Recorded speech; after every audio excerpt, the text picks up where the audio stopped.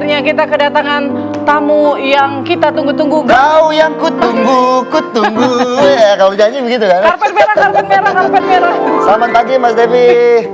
Langsung kita dapat Aku oleh-oleh. lari-larian loh ya Allah. Makasih loh Mbak, udah Thank you, nyempetin thank you. waktu Mbak. Thank you. Walaupun lewat Selat Hormuz dulu ya kan, terkendala. Mbak Kayaknya tadi nyari ranjau tadi ya, makanya agak lama. Aku lagi kurang sehat. Oke. Minggu ini tuh udah 15 kali tolak. Aku gak enak banget sama TV One. 15 kali Mbak ditolak. Ya, pas banget nih kita lagi Breaking membicarakan news, hal-hal yang Indonesia panas malam. di Hormuz dan Datangnya juga malah di... pagi-pagi seru. Sebagai seru. Timur Makasih Tengah. banyak Mbak, udah nyempatkan waktunya di Ya, tengah siap, kondisi siap. kesehatan yang memang lagi kurang baik. Nah, tadi pertanyaan kita sebelumnya itu terputus Mbak audionya. Mungkin bisa dijelaskan lebih lanjut Pak. Soal ini perang melawan Hizbullah atau Libanon sebetulnya? Ya, jadi yang pertama kemarin Islamabad Talks itu kan tidak berhasil ya. Betul. Jadi menurut saya 21 jam saja tidak cukup untuk memecah kebekuan antara dua kubu yang luar biasa nih. 47 tahun Amerika dan Iran nggak pernah ketemu dan kemarin ketemu. Betul. Sebetulnya ini adalah sebuah prestasi bagus untuk Pakistan gitu ya. Walaupun pada saat perundingannya tentunya sudah bukan lagi kewenangan dari Pakistan, itu sudah prerogatif kedua belah pihak. Nah di sisi lain adalah fans dan lain-lain ya.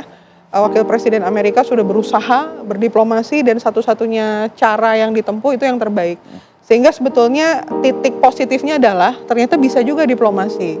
Nah negatifnya adalah 21 jam tidak cukup. Ya. Jadi harapannya akan ada putaran kedua, putaran ketiga. Dan Menlu Iran menyatakan ya, Mr. Abbas Araghchi bahwa kita akan roadshow nih ke Eropa. Barangkali nanti akan ada lanjutan. Jadi temuan-temuan lanjutan biar kita tempuh jalur diplomasi. Apakah mungkin nanti sequel kedua atau ketiga, mungkin nanti dengan kelompok-kelompok NATO, mungkin dengan negara-negara Teluk, itu adalah cara paling memungkinkan. Nah, di tengah kondisi ini Presiden Trump menyatakan bahwa karena ini gagal, kita akan melakukan blokade naval.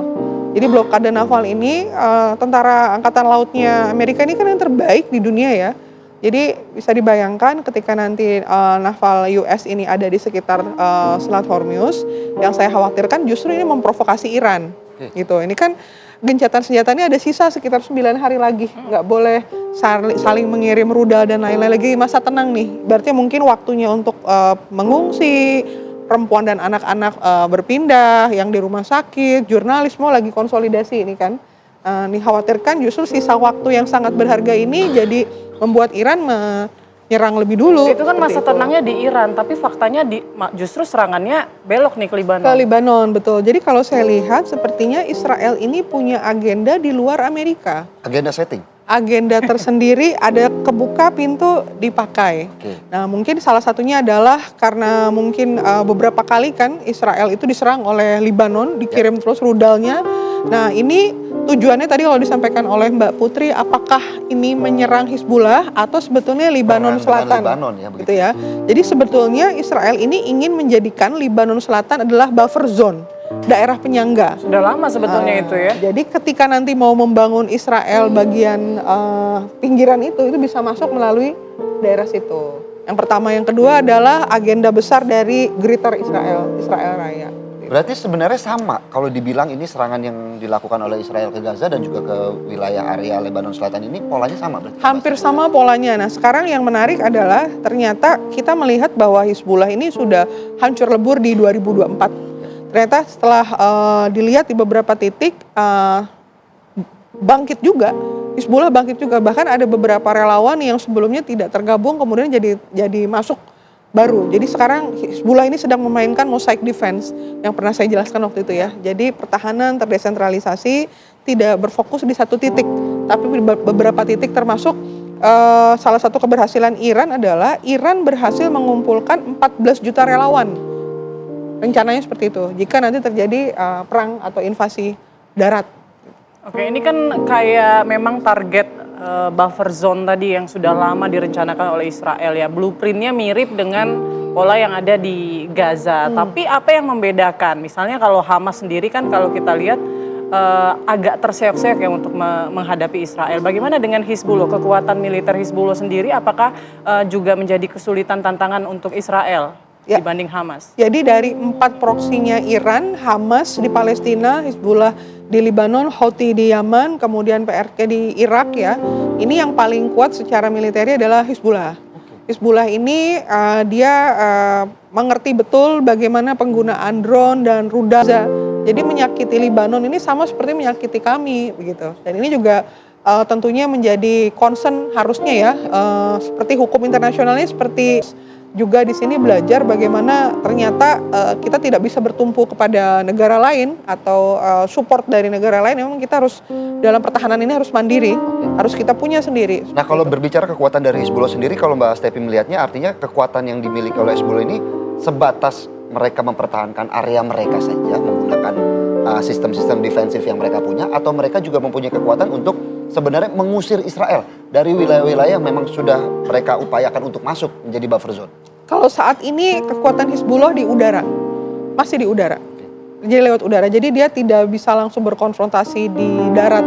Nah itu sebetulnya yang banyak dikhawatirkan kalau memang Israel ini masuk dan kemudian dapat banyak bala bantuan termasuk di Amerika. Yang paling kasihan adalah penduduk sipil dari Lebanon. Sudah 20 kan ya, dalam waktu 2 minggu sudah geser, terutama perempuan dan anak-anak seperti itu. Jadi untuk saat ini kondisinya memang turun drastis ya, rudal dan drone, tapi Hizbullah masih punya kekuatan udara.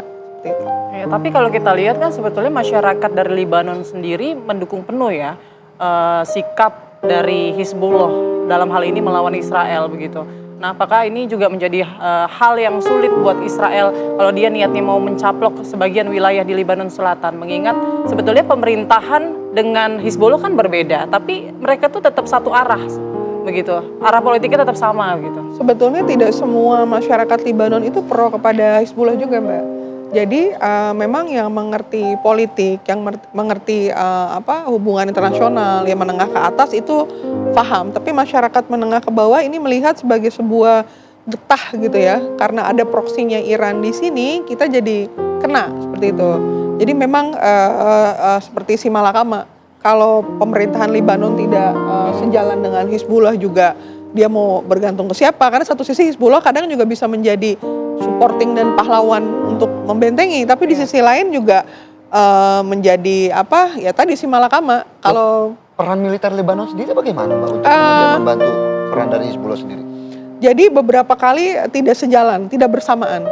Ya, tapi dalam titik ini, dalam krusial ini saya rasa mereka akhirnya dalam titik tertentu support untuk mengusir Israel bersama-sama dalam kondisi pada saat Iran sudah digempur. Artinya kan agak perbedaan pandangan ya, wajar lah ya, namanya politik. Di Lebanon sangat menyayangkan karena tidak sepenuhnya mengerti permasalahan politik Iran ini ya. Seperti kita lah sama ya, masyarakat kita kan ya fokus kepada makan, survive untuk hidup ya. Nah ini juga kasihan karena tidak semuanya ikut pro kepada Hizbullah, tapi justru menjadi korban seperti itu. Oke.